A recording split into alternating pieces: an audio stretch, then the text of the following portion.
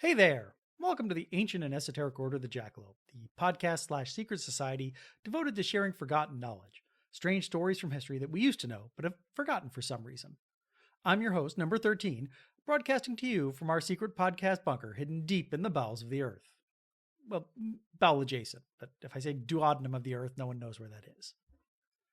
Every once in a while, I step back from a story that I've been working on, read what I've written so far, and start worrying that I am not the right person to tell it. This is one of those stories, and I'm telling it anyways, because what can I say? Even I have deadlines. Episode number 112, There Must Come a Change, presented by number 13. This episode is about a truly great American, a teacher, a soldier, a sportsman, and a civil rights advocate. Before we can talk about him, we're going to have to talk about his father. William Thomas Catto was born in Charleston, South Carolina during the antebellum period. He was black. Though William's mother had been enslaved, freed, and then illegally enslaved again, he himself had been born free and he made the most of it.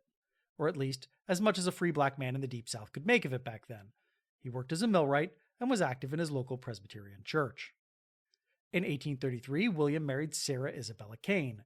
William and Sarah had 4 children who survived to adulthood. Oldest daughter Catherine in 1835, oldest son William in 1837, Octavius in 1839, and Francis in 1845. Sarah died shortly after Francis's birth, though William Sr. quickly remarried to Mary B. Anderson and had several more children.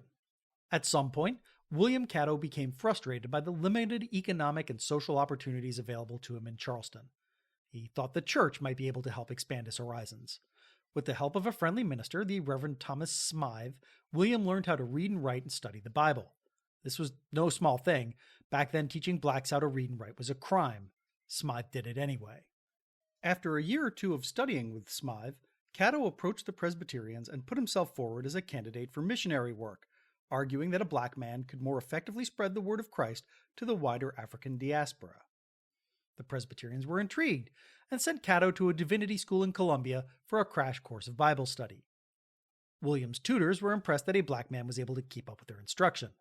Don't get me wrong, they were still super racist and didn't think he was half as good as any of their white students, but they also figured that was good enough for black folks. They assigned William to a mission going to Nana Crew in the newly founded country of Liberia. In 1848, the Cattos traveled to Baltimore so they could sail to Africa. Their departure wound up being delayed multiple times, which wound up creating a problem. The more the Cattos experienced life outside the Deep South, the more they liked it. Eventually, William decided he did not want to be a missionary and began denouncing the colonization movement as a ruse to deport free blacks so that their very existence would stop giving enslaved blacks ideas above their station, the better to hold our brethren the more quietly and safely in chains. Well, the Presbyterians did not like that. They revoked William's license to preach and then tried to have him arrested for inciting a slave revolt.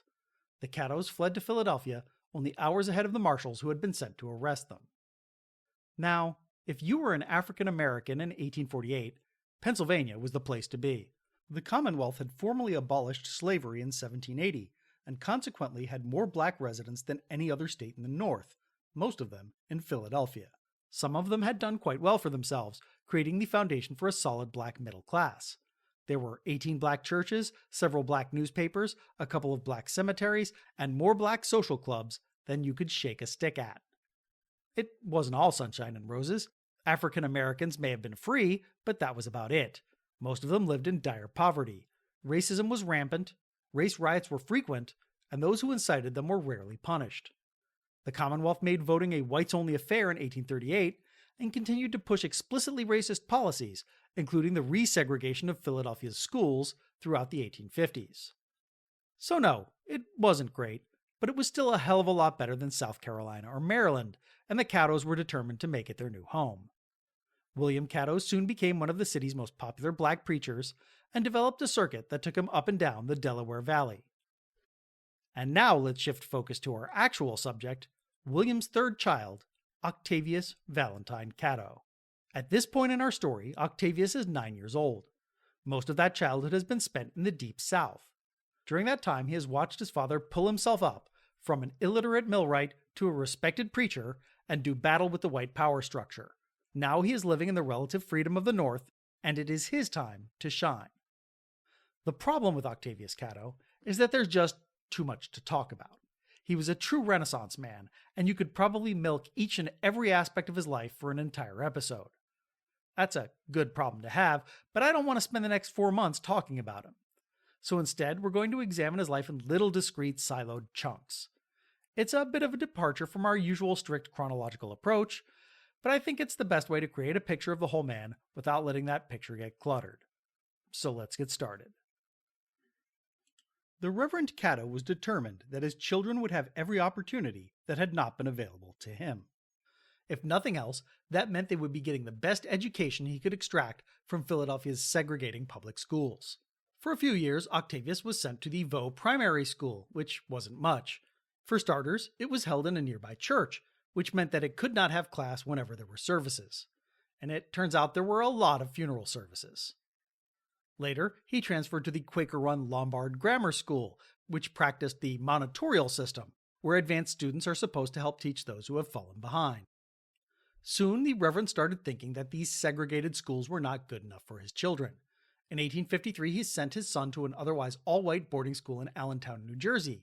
Octavius seems to have learned a lot there, while at the same time being completely miserable. The 15-year-old Octavius was much happier the following year, when he returned to Philadelphia to enroll in the city's finest black school, the Institute for Colored Youth. The Institute had been founded by Quakers in 1842 as a vocational farm school, but at the suggestion of community leaders, it had recently shifted to a more classical style of education. The new institute was deliberately modeled after elite white schools, like Central High School. The Quakers hired Charles L. Reason, a Haitian-born professor of mathematics, and put him in charge of implementing a challenging curriculum and unforgiving tests. Students' grades were published in the local paper for everyone to see, and about half of them failed every year.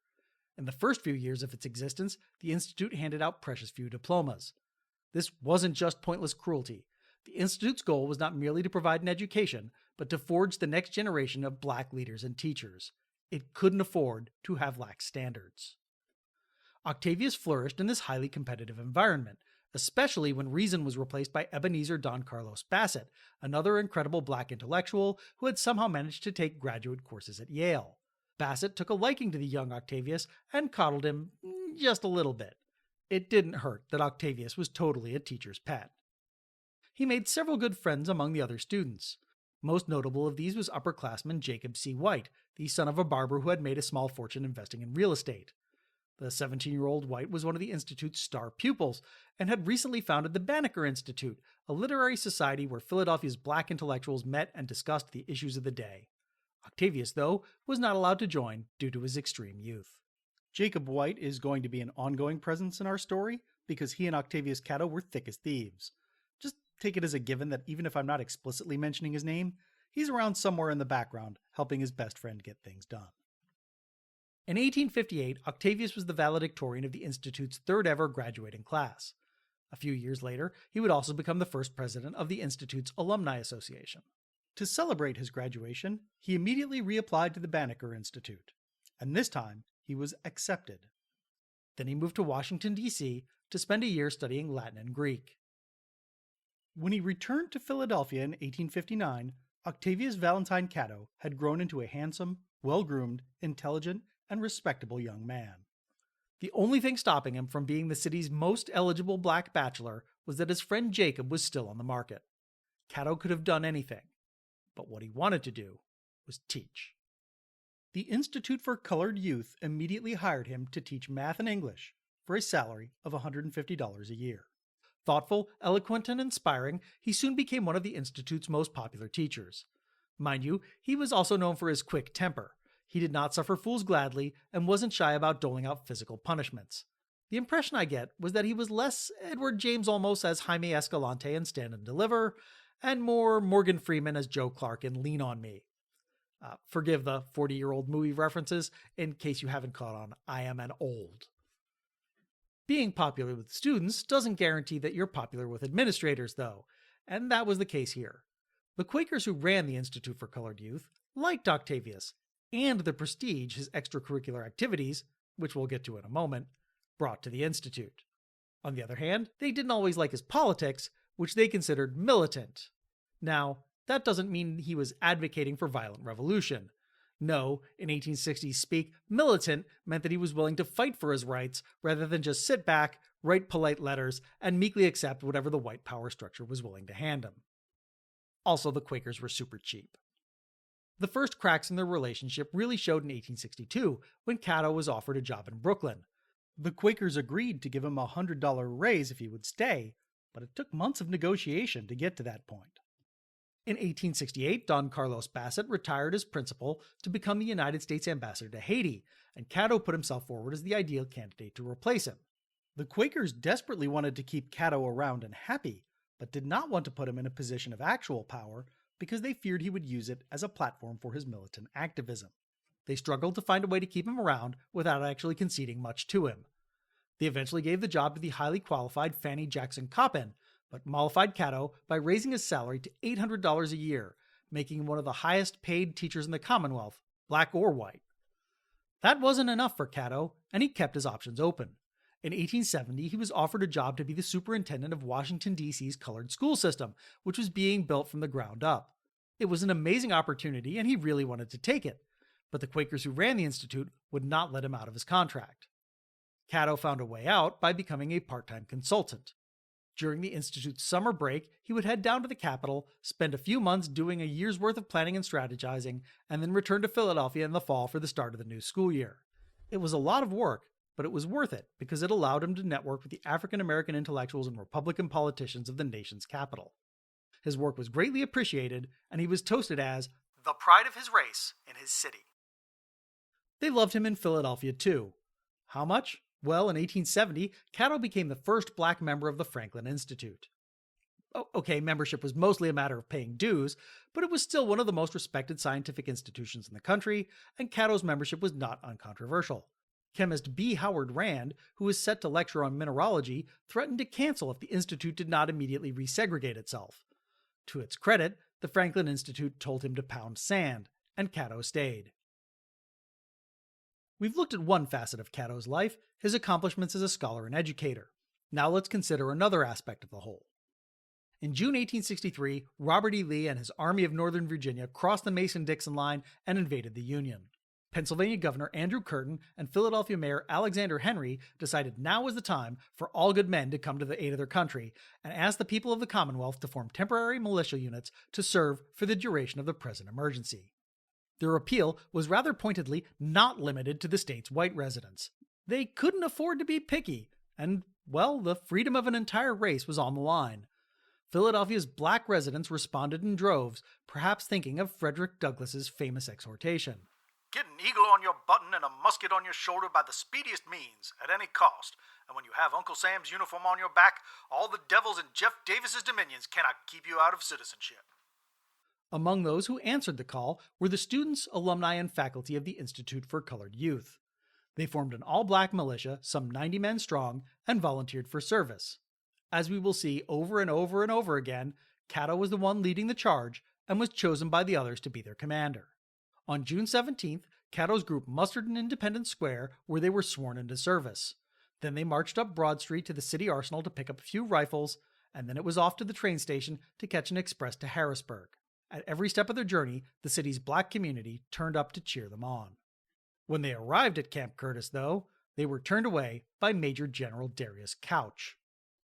Couch's justification was that Congress had set a rule requiring black volunteers to enlist for a period of at least 3 years, and therefore he could not temporarily deputize an all-black militia unit. It was 3 years or nothing. The rule was racist. White folks were only required to enlist for a single year, but even if it wasn't, Couch was deliberately misinterpreting it. The restriction was supposed to apply to troops enlisting in the regular army, not citizen militias responding to an emergency summons. When Secretary of War Edwin M. Stanton heard what had happened, he immediately wrote to Couch, telling him to stop being a dick and accept the black militia unit. Stanton was too late, though. Catto's group had already returned to Philadelphia and disbanded. Congress and the Army found the incident highly embarrassing.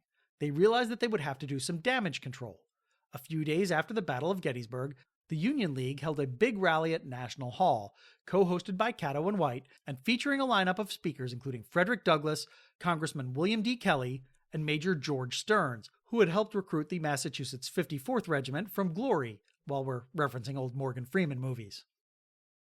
The whole purpose of the rally was to reassure the African American community that this had been a one-time mistake and their contributions would still be valued. Afterward, the Army put Major Stearns in charge of recruiting free blacks nationwide. To aid his local efforts, he turned to Catto and White, who crafted a powerful message and plastered it all over the city on broadsheets and posters. It's too long for me to read the whole thing, so here's a brief excerpt. Men of color, to arms, now or never. This is our golden moment. A new era is open to us. For generations we have suffered under the horrors of slavery, outrage, and wrong. Our manhood has been denied, our citizenship blotted out, our souls seared and burned, our spirits cowed and crushed, and the hopes of the future of our race involved in doubts and darkness. But now the whole aspect of our relations to the white race is changed. Now, therefore, is our most precious moment. Let us rush to arms. Fail now, and our race is doomed on this soil of our birth. Men of color, all races of men, the Englishman, the Irishman, the Frenchman, the German, the American, have been called to assert their claim to freedom and a manly character by an appeal to the sword. We can now see that our last opportunity has come. Men of color, brothers and fathers, we appeal to you, by all your concern for yourselves and your liberties, by all your regard for God and humanity, by all your desire for citizenship and equality before the law, by all your love for the country, to stop at no subterfuges. Listen to nothing that shall deter you from rallying for the army. Come forward and at once enroll your name for the 3 years' service. Strike now, and you are henceforth and forever free men. Thanks to the work of Stearns, Catto, and their carefully crafted pitch, the Commonwealth of Pennsylvania contributed more African American troops to the Union cause than any other state. By a huge margin. No other state was even close. As for Catto himself, he joined his local Pennsylvania National Guard unit. He never saw combat, but rose to the rank of major and was eventually appointed inspector of the 5th Brigade. He served not only for the duration, but for years after the war. It would be wrong to think of Catto as merely an educator or soldier.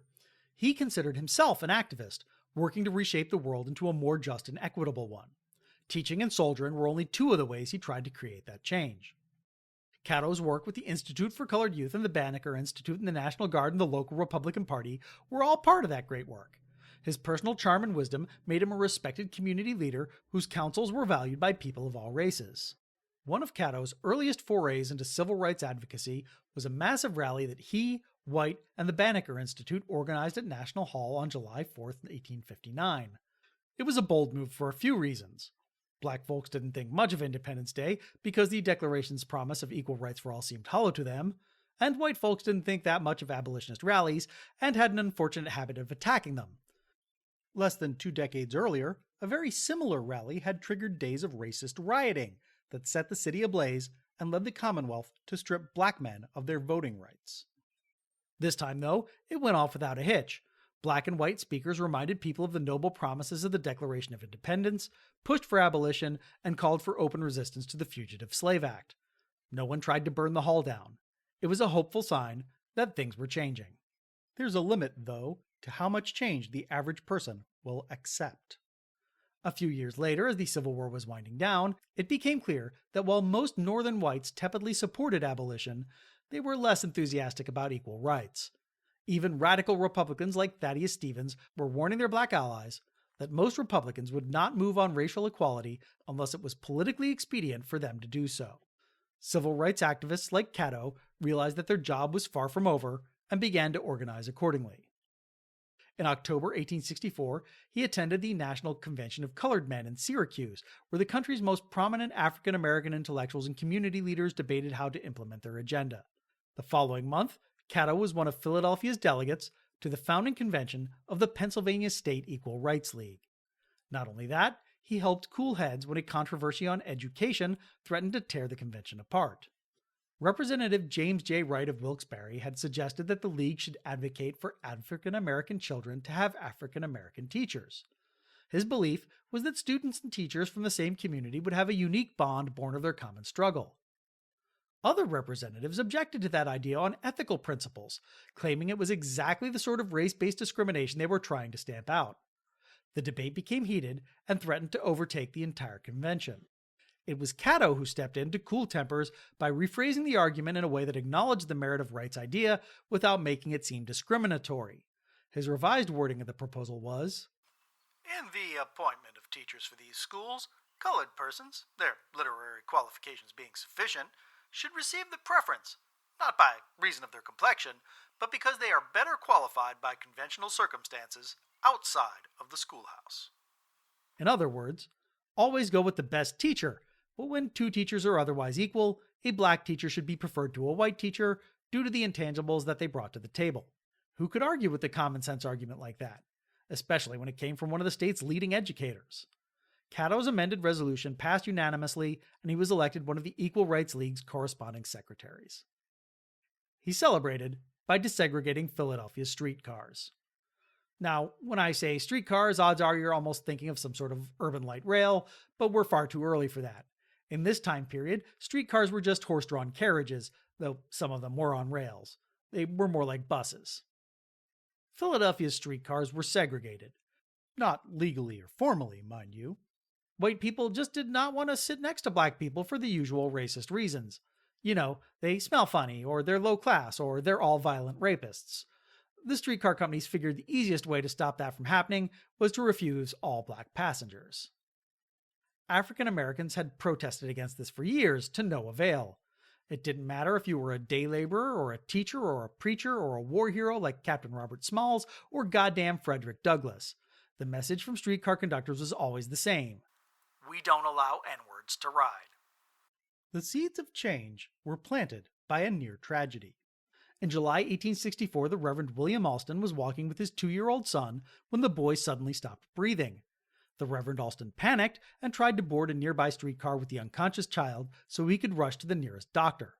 The conductor refused to let him board, even though the streetcar was completely empty.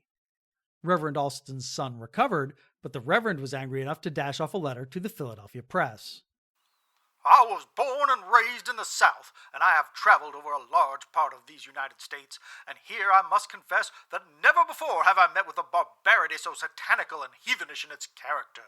Is it human to exclude respectable colored citizens from your streetcars when so many of our brave and vigorous young men have been and are enlisting to take part in this heavenly ordained slavery extermination?" This was the final straw. In January 1865, Catto and several other civil rights leaders held a public meeting to talk about what could be done. Up to this point, the white press had simply ignored previous attempts to desegregate the streetcar system. This time, Catto made sure it couldn't by taking out paid notices in every newspaper. The streetcar companies quickly realized this was not a good look for them here in the final days of the Civil War.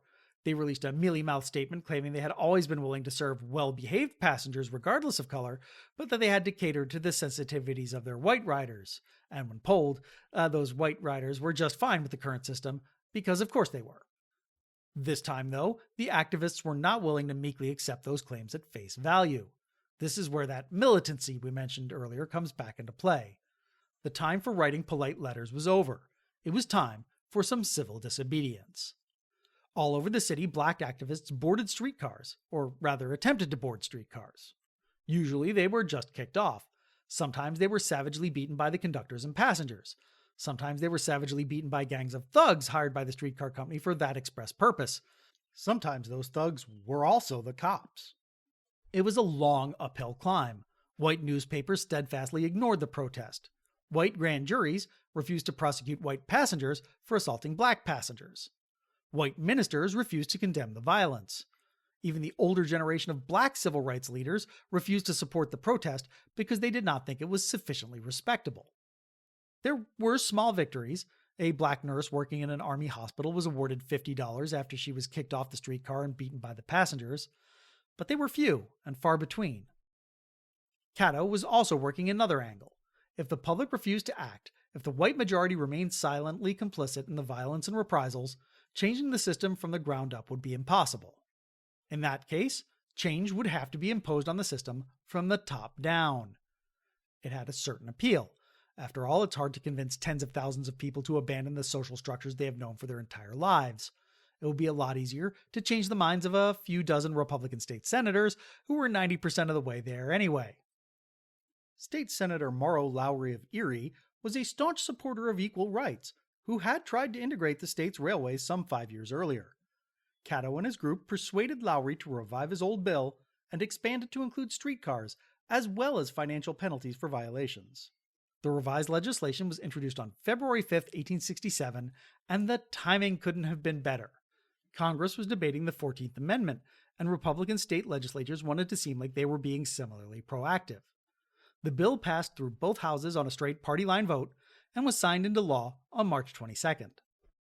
Now Catto just needed to show that the new law had teeth. He already had the perfect test case in mind: Caroline LeCount. She was beautiful and brave and fearless, a respectable middle-class black woman, and a fellow teacher at the Institute for Colored Youth. And it was easy to convince her because she was also the fiancée of one Octavius Valentine Catto. On March 25th, a white ally hailed a streetcar at the intersection of 9th and Lombard. When it stopped, he backed off and Caroline LeCount boarded. The conductor promptly kicked her off with the usual refrain of, "We don't allow N-words to ride." That had been expected. LeCount walked over to the office of the nearest magistrate and swore out a complaint against the streetcar conductor. The magistrate thought he was being clever when he told LeCount that his hands were tied. He had yet to receive formal notice of the law and did not think he could trust what he was reading in the newspapers. This, too, was expected. 2 quick telegrams later, and LeCount was back with a copy of the bill hot off the presses in Harrisburg. This time, the magistrate's hands really were tied. The conductor was tracked down, arrested, and fined $100, the maximum penalty under the law. Within a few weeks, all the streetcar companies fell in line. It was a joyous victory, and one hopes that Catto and LeCount savored it. It was only going to get harder from there, because every hard-won civil rights victory was feeding into a national backlash. Northern whites did not like being reminded of their own racism. Republicans were suffering reverses at the local and national level as the public began to tire of the endless slog of Reconstruction. Politicians were proving that they were more than happy to abandon the cause of civil rights, if that cause was going to cost them elections. Octavius Catto's passionate advocacy often took him to strange places outside the realm of politics and the law. One of those places was America's game. Yes, that's right, this is a stealth Philadelphia baseball story. Cope with it. At this point, baseball was well on its way to becoming America's national pastime. During the Civil War, soldiers taught each other the rules and played pickup games in the downtime. After the war, veterans brought the game back to their communities, where it spread like wildfire. By the late 1860s, Philadelphia had more than 300 baseball clubs. African Americans were playing baseball too, because everyone was playing baseball. Black clubs sprung up all over the country. The Monitor Club of Jamaica, New York, the Bachelors Club of Albany, the Excelsior Baseball Club of Philadelphia, the Mutual Baseball Club of Washington, and the Unique Baseball Club of Chicago. It's a tribute to how popular baseball was that newspapers frequently covered the games of black teams they would have otherwise gladly ignored. Mind you, the baseball of the era was not at all like the baseball of today. There were no professional athletes. Players were strictly amateurs. The clubs themselves were community organizations, funding their operations via membership dues and donations. Teams would issue formal written challenges to each other, establishing the stakes for a game, usually the game ball or a commemorative pennant, and opening negotiations on where the game would be played, who the umpires would be, and so forth. A coin flip determined which team batted first. Ball fields had no real defined boundaries other than the baselines. The games themselves were frequently multi-day social affairs, with pre-game picnics and extravagant post-game parties, where the players and their families and friends mingled with the out-of-towners to form friendships and exchange news. On June 6, 1866, a new team was formed out of teachers and alumni of the Institute for Colored Youth and associates of the Banneker Institute. The founders read like a roll call of Philadelphia's young black leaders. Colonel J. Whipper Purnell, nephew of famed abolitionist William Whipper, was the club president. Raymond J. Burr, purportedly the grandson of Aaron Burr and one of his slaves, was the club's vice president. Jacob White was the club's secretary. Octavius Valentine Catto was the team captain and their star second baseman. The team struggled to find a name at first. Originally, it was just the Institute, but that name seemed insular and limiting. Eventually, it settled on the Pythian Baseball Club of Philadelphia, because most of its members were also members of the same fraternal organization, the Knights of Pythias. The Pythians were funded purely by membership dues. An active membership for players cost $5, and a fan membership cost about $1. Those funds were used to pay for the team's needs, uniform equipment, facility rental, travel expenses, and so forth. Finding a place to play was not always easy. Many of the city's ballparks were in neighborhoods where African Americans were not welcome. The Pythians often had to travel to Fairmount Park to find a friendly playing ground, and sometimes they even had to play in fields across the river in Camden. Through Catto's charm and political connections, the team eventually developed a working relationship with a local white club, the Philadelphia Athletics, no relation to the modern team, run by the racially progressive publisher of the City Item, Colonel Thomas Fitzgerald. The Athletics allowed the Pythians to use their facilities, and their star player, Elias Hicks Hayhurst, often umpired Pythian games. The Pythians played a handful of games in 1866, mostly against pickup squads. They had only one real challenge, an impromptu October 3rd game against the Bachelors of Albany, who were on sort of a road trip, one of the first ever for a black team. The Pythians did not look good in a 70-15 loss, but took some solace from the fact that their crosstown rivals, the Excelsiors, got crushed just as badly. The Pythians then started off the 1867 season by rating the Excelsiors for talent and landing pitcher John Cannon, considered by whites a baseball wonder. The rest of the team's lineup included first baseman Jefferson Cavens, second baseman Octavius Catto, third baseman Joshua Adkins and Frank Jones, shortstop James Sparrow, and outfielder/catchers John Graham, Spencer Hanley, and Francis Jones. They had their first game in June, a lopsided 62-7 victory over the local Overture Club, with Catto and Cannon scoring 8 runs each. A week later, on June 28th, they rubbed some salt in the Excelsior's wounds by defeating them 39-16. On July 6th, they faced off against the Alert Club of Washington, D.C. This was the team's first big social event. Frederick Douglass's son, Charles, played third base for the Alerts, and Papa came out to see his little boy play. He was probably not impressed. The game was interrupted several times by rain and was called halfway through the 5th inning. If you didn't count that half inning, and why would you, the Alerts won 21-18. If you did count it, and the Pythians did, the Pythians won 23-21. At least no one could argue about the extravagance of the after-game party, which included 30 pounds of ham, gallons of claret, boxes of cigars, and ice cream for everyone. Their next game, against the Mutual Club of Washington, was a very close loss, 44-43, but was again somewhat tainted because the board umpire began calling everything a strike to speed up the last few innings. In August, the Pythians traveled to Washington to sample their guests' hospitality. The rematch with the Alerts was another rainout, but this time the Pythians were on top 52-43 when the game was called. Their rematch with the Mutual started off shaky, but the Pythians rallied and scored 19 runs in the 5th inning and 21 runs in the 7th to secure a 50-43 victory. From there, it was smooth sailing. They won road games in Baltimore and Camden. They defeated Aldridge 35-15, the Camden Resolutes 50-6, the Rouen Club 30-9, and the Harrisburg Monrovias 59-27 after scoring an astonishing 46 runs in the first 4 innings. It has somehow become a part of baseball lore that the Pythians had a 9-1 season, but if you actually count things up correctly, they played 13 games in total, collecting 8 wins, 3 losses, and 2 games with unknown outcomes. Even with that corrected record, the Pythians were clearly the best black baseball team in Philadelphia, if not the nation. There was only one place to go from there. It was time to join the big leagues. It has been suggested that this was Catto's goal all along, that he had intended to use sports as a way to advance his social justice agenda by showing that black athletes and white athletes were equals. That may have been one of his secondary goals, but he seems to have viewed joining the big leagues as another networking opportunity. If games could be used to forge friendships and connections between black communities, why could they not also be used to forge friendships between black and white communities? Urged on by their friends on the Athletics, the Pythians submitted an application to join the game's premier organization, the National Association of Baseball Players. The National Association had been formed in 1857 by 4 New York clubs and had quickly grown to be the largest assembly of teams in the nation. In December 1867, their annual convention would be held in Philadelphia, and it seemed like the perfect time to make a move. There was one roadblock in the way. By 1867, there were too many teams for a national organization to handle directly, so the National Association restructured itself as a federation of state baseball associations. To reach the national convention, the Pythians would first have to deal with the Pennsylvania State Convention of Baseball Players, held in Harrisburg on October 16th and 17th. The Pythians sent Raymond Burr to plead their case, figuring his distinguished pedigree might give him a leg up.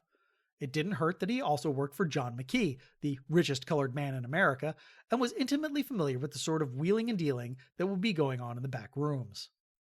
Before the meeting, Hicks Hayhurst took Burr around and introduced him to the other delegates. He picked up good vibes from convention president Judge Rose and Secretary D.D. Domer, and bad vibes from everyone else. On the morning of the first day, the credentialing committee approved the applications of some 265 clubs, but for some reason did not mention the Pythians at all.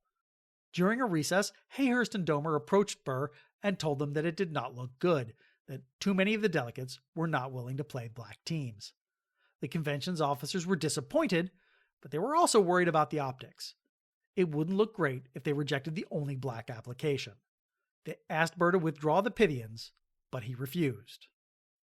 As the session was about to be gavelled to an end, one delegate, a Mr. Rogers from Philadelphia's Bachelor Club, objected on the grounds that there was only one application remaining and that application deserved consideration.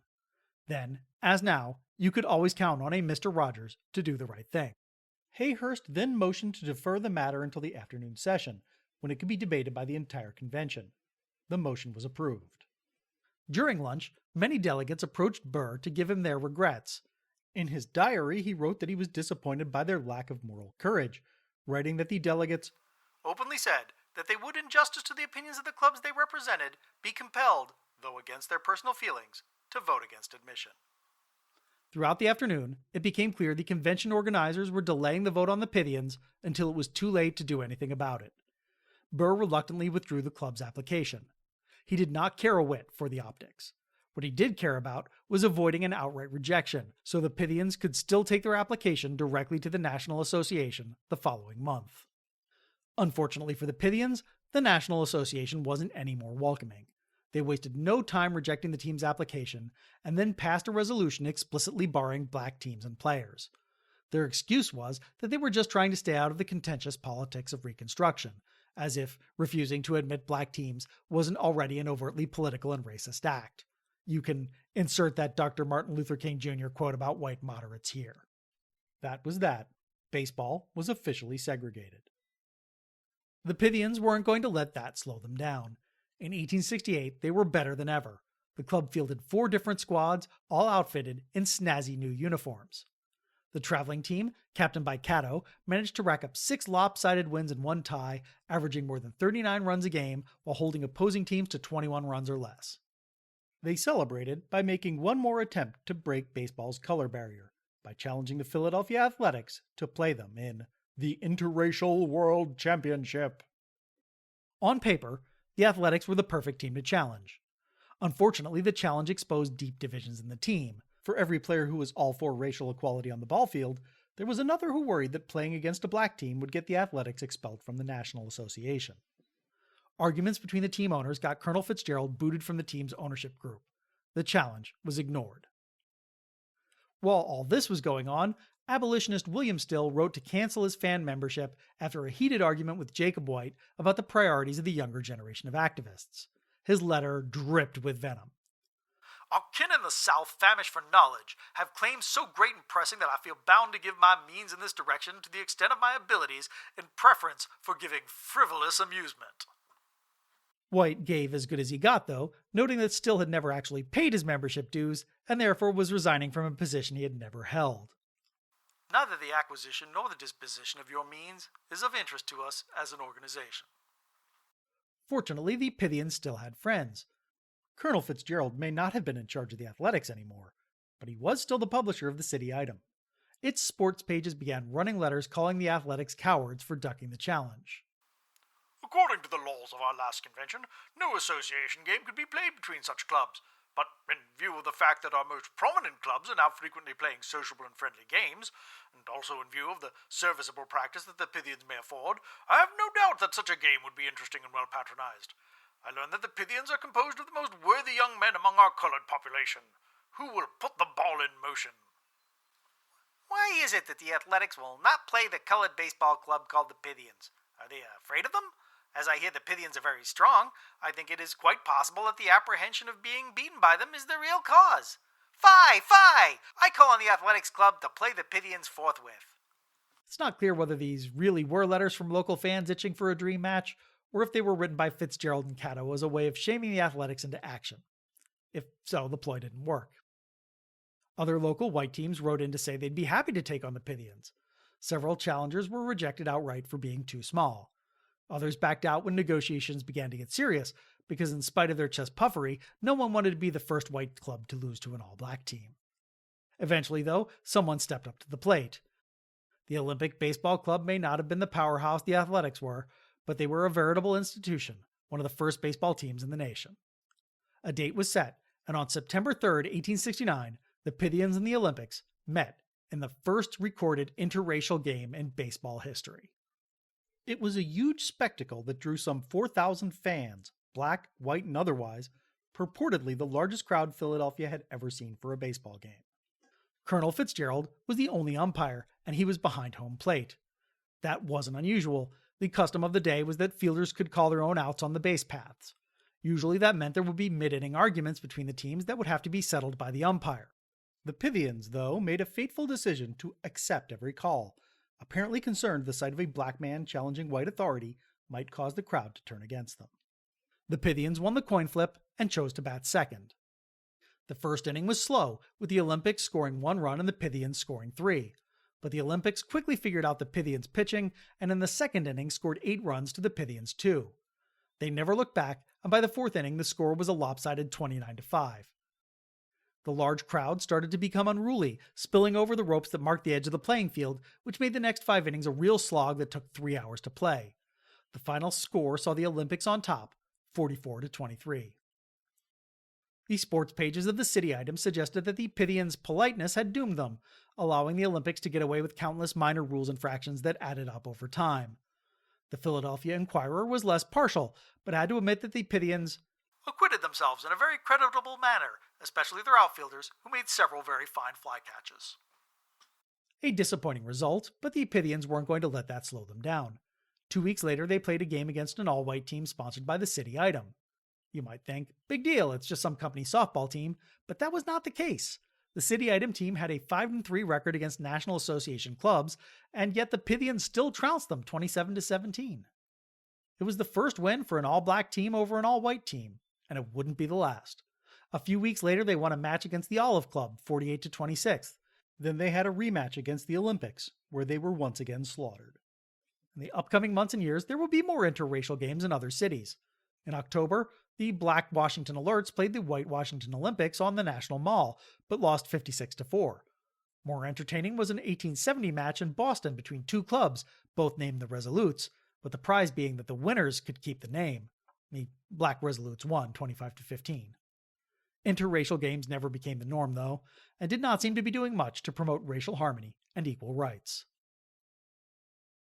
Other than the whole segregated baseball thing, 1870 was a thrilling time to be an African American. On February 3rd, Congress ratified the 15th Amendment, granting all black men the right to vote. Black communities around the country held parties and parades. If you want to be cynical about it, the Republicans may have only ratified the amendment because they thought a surge of black voters would give them a massive advantage in the midterm elections. Black leaders were certainly happy to give them that impression.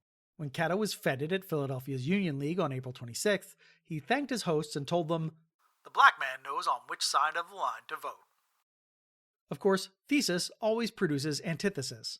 For everyone excited about African Americans voting, there was someone who very much did not want them to vote. Democrats capitalized on this counter-movement, and they weren't always nice about it. If black leaders were lucky, they would just get threatening letters. If they were unlucky, political vigilantes would take potshots at them. It would all come to a head on Election Day. At this point in American history, elections were not exactly dignified affairs. Polling stations were fully partisan affairs run by the local bosses. Political operatives plied voters with drinks in an attempt to buy their votes. Actual fights between local factions were all but guaranteed, and you just had to hope that no one had thought to bring a knife, brick bat, or gun with them to the polls. Even if polling went off without a hitch, the vote tallies were often manipulated to get the right results. The night before the election, black voters eager to make history began lining up outside their local polling stations. Democrats began to worry and decided they needed to suppress the black vote any way they could. In Philadelphia, Democratic thugs began hassling the city's black voters, shoving the ones who were already in line out of the way so whites could vote first. and turning away newcomers with flimsy excuses about the lines being too long. Anyone who dared to complain to the cops got a beating for their trouble, because the thugs were also city policemen who worked for the local Democratic bosses. Eventually, the federal government restored order by deploying Marines to guard polling stations. No one wanted to mess with Marines, and the rest of the day went smoothly, unless you were a Democrat who had just been swamped by the Black Wave. Catto had been key to helping mobilize the local black vote, and the Republican Party wanted to make sure he was rewarded. In December 1870, they made him a candidate in the special election to replace State Senator William Watt, who had drowned. The special election was contentious, and Catto lost. That was fine by him. He seemed to prefer being slightly on the outside of the political system, helping and contributing without having to get his hands dirty in the day-to-day realities of politics. No, he was happier being a teacher. Of course, there's an election day every year. In 1871, Pennsylvania Governor John Geary and Philadelphia Mayor Daniel Fox announced they would not be calling out the troops under any circumstances. They claimed that deploying the Marines in 1870 had been an overreaction since there had been no real violence. Never mind, the reason that there hadn't been violence was because the Marines were there. What was perhaps more to the point was that Geary and Fox were Democrats, and they were signaling to their operatives that it was open season on black voters.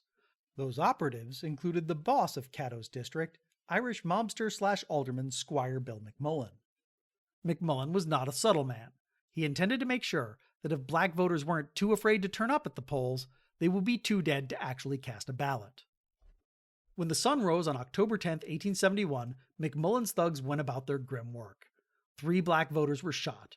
Another took a hatchet to the head. One had his thumb cut off. Others were beaten to within an inch of their life. Local doctors treated more than 50 people for serious wounds. Mayor Fox realized that the violence was getting out of hand and made a personal appearance at the polling station just after noon. While he was there, everything was peaceful, but as soon as the mayor left, McMullen's thugs went right back to work. Someone called the police, which was a huge mistake. Not only were the local cops all McMullen's men, they were led by one Lieutenant Haggerty, who had been behind the previous year's violence.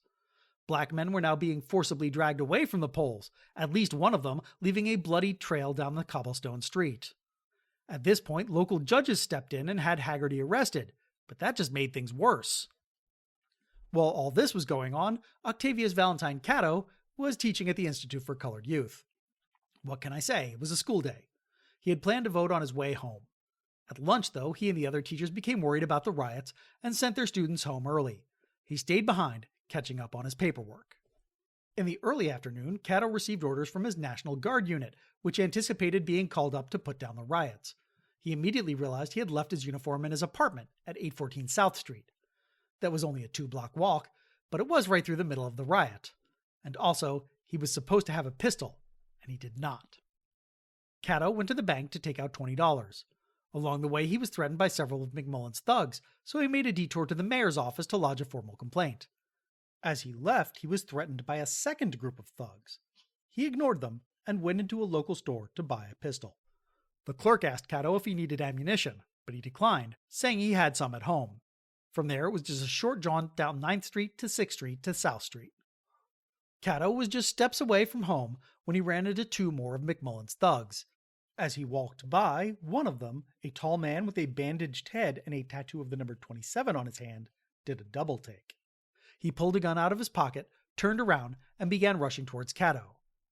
17-year-old Annie Howard saw the man rushing at her teacher and shouted out a warning. "Look out, Professor! That man's gonna shoot!" Catto swiveled, saw the man, and dismissively asked, "What are you about?" What he was about was shooting. The first shot hit Catto in the thigh. He threw up his hands in defense and took a second shot in his shoulder. He tried to dodge behind a nearby streetcar and fumbled for the revolver in his pocket, thinking maybe it would frighten off his assailant. No dice. He took 2 more in the chest. The sound of gunfire finally lured Officer Robert McKnight out of his police box. Catto saw the policeman, gasped, "I demand your protection!" and took a few faltering steps in his direction before collapsing. McKnight caught Catto, relieved him of his revolver, and told him to protect himself. Then he drew his own pistol and pointed it at Catto's head. Catto's assailant put his gun back in his pocket and began leisurely strolling away. Samuel Wanamaker, a local brickmaker, would not have it. He leapt out of the streetcar and began pointing, screaming, "This is an outrage! This is the man who did the shooting!" The assailant bolted up 9th Street, and his fellow thugs yelled encouragement as he ran. "Run, Frank! Get out of the way! Don't let him get you!" A small crowd of witnesses chased after him. Frank cut through several buildings and backyards and tried to duck into a tavern at 9th and Bainbridge and hide among the other patrons, but was caught by bartender Isaac Barr after Wanamaker pointed him out. Barr handed him over to Officer McKnight, who then promptly turned him loose. Catto was taken to The Farm at 8th and South, where he breathed his last. The Reverend William Catto and Caroline LeCount identified his body. He was 31 years old. 6 days later, he was buried in his National Guard uniform. His unit escorted his coffin from the city armory, and thousands of mourners lined the streets. In the Philadelphia Tribune, William C. Bolivar wrote that, "Strong men wept like children when they realized how much had been lost in the untimely death of the gifted Catto." Caroline LeCount was more direct, throwing herself on the coffin and pleading, "Octavius, Octavius, take me with you!" Catto's friends held a rally on October 21st, condemning the rioting and attacking the city for not only doing nothing to contain it, but actively allowing the police to make things worse. They were slightly less condemnatory of the counter-riots that swept the city after Election Day, as blacks retaliated against the Democrats and Irishmen. Within hours of the shooting, the mayor and local Republican Party began offering a cash reward for any information that would lead to the capture of Catto's killers. The mayor was being performative, and the Republicans were being genuine. Thanks to that distinctive tattoo, everyone knew who did it. Frank Kelly, a bartender who moonlit as one of McMullen's thugs. Kelly had been busy on Election Day. In the morning, he got drunk and tried to vote multiple times, then brawled with the poll inspector who was wise to his tricks. He vented his frustration by shooting hod carrier John Fawcett, then waiter Isaac Chase, who had inadvertently witnessed Fawcett's shooting, then Levi Bolden. Chase was the guy who had to be finished off with the aforementioned hatchet to the head. Then he was grazed by a nearby bullet and had to get his head bandaged. He was wobbling home from the doctor when he passed Catto. Kelly's companion had to be his known associate, Edward Reddy Dever. The city government was more than willing to whitewash the entire day and use what little power they had left to protect the perpetrators of the violence. The coroner even argued that Bolden had been suffering from Bright's disease, and therefore being shot had not directly caused his death, only hastened it. Catto's case could not be so easily brushed under the rug. Even so, no one could find Frank Kelly or Reddy Dever anywhere. Then, 5 years later, there was a hot tip. Kelly had apparently fled to Cincinnati and assumed the identity of Charles Young. He took a job bartending at the city's infamous gambling den, Dead Man's Corner, and continued to dabble in political thuggery on the side. That lasted until October 1876, when he was caught ballot box stuffing. The fix was in, though, and during what should have been a routine prisoner exchange, he walked out of the prison coach into another waiting coach and disappeared. During his interrogation, though, he had given up too much. A rare honest cop tipped off the Philadelphia authorities that Young was really Kelly and that he was fleeing to Chicago. Kelly's downfall was high-wire act Emma Juteau, the Venus of the High Trapeze, known for her shapely and bewitching loveliness and a thrilling descent on a 200-foot wire from which he was suspended by her pearly teeth alone. He was in line to see Juteau's show at the Chicago Coliseum when he was nabbed by out-of-state cops and identified by Theodore Stratton, who'd been driving the streetcar Catto had tried to shelter behind, and therefore had a front-row view of the entire assault. Kelly was extradited to Philadelphia in January 1877 and went to trial for the murder of Isaac Chase, Levi Bolden, and Octavius Catto. It was not an easy trial. Stratton, Wanamaker, and several other eyewitnesses received death threats and had to be taken into police custody. Defense counsel argued that prosecution witnesses were political operatives working for Mayor Frank Stratton. Defense witnesses claimed the killer was not Frank Kelly, but Frank Riley, who conveniently could not testify on account of being dead. On the stand, Bill McMullen spun a line of bullcrap claiming he was just an honest man trying to protect his community from outsiders. In the end, jurors let Kelly off scot-free. Mostly, they claimed they did not believe the eyewitnesses. 5 years was just too long for anyone to make a positive identification of someone they had seen only briefly, distinctive tattoos be damned. Kelly's friends crowed about the verdict. "There will never be a rope made to hang Frank Kelly." Catto's supporters fired back. "He'll never die in bed. Catto's ghost will kill him." They were right that Kelly would not get to enjoy his freedom for long. He was returned to Cincinnati, convicted of voter fraud, and sentenced to a year in federal prison. When Reddy Dever learned about his friend's exoneration, he turned himself in, thinking that in Philadelphia, a white man would never be convicted of killing a black man. Depressingly, he was right. To blacks, the underlying message was clear: stay in your lane or lose your life. The tragedy of Octavius Valentine Catto is that he was cut down as he was entering the prime of his life. He was only starting to make a name for himself outside of Philadelphia. Who knows what might have happened had he lived? Would he have become a great civil rights leader? One of the nation's leading black educators? A pioneering black politician? He could have done anything, but never got the chance. It was galling that Catto's killer was allowed to go unpunished. It was devastating that over the next few decades his legacy was systematically unwound. Jacob White continued to work as an educator and activist, and even fact-checked W.E.B. Du Bois' seminal The Philadelphia Negro, but he was never as bold as he had been before. Caroline LeCount also continued to teach and never married. For a few years, the pair tried to erect a memorial to Catto, but could not raise enough money. The Quakers at the Institute for Colored Youth were more than happy to forget Catto and move forward as if nothing had happened. When Fanny Coppin retired in 1920, the Institute abandoned the idea of classical education, moved to Chester, and reverted to being a farm school. In 1872, the Pennsylvania State Equal Rights League moved its headquarters from Philadelphia to Reading because it was safer, and safety was the order of the day. The League's leaders proved unable or unwilling to involve themselves in hot-button issues. They were just too messy. Catto had been the driving force behind the Pythians, and the club had started to falter when he stepped away from the team to focus on his work in Washington. Without him, the club was unable or unwilling to navigate the new world of professional baseball, and it formally disbanded in 1872. The name was revived in the 1880s by another club, ironically managed by Roger Still, the son of William, the guy who thought baseball was a frivolous waste of time when blacks were starving in the South. Baseball remained segregated until 1947.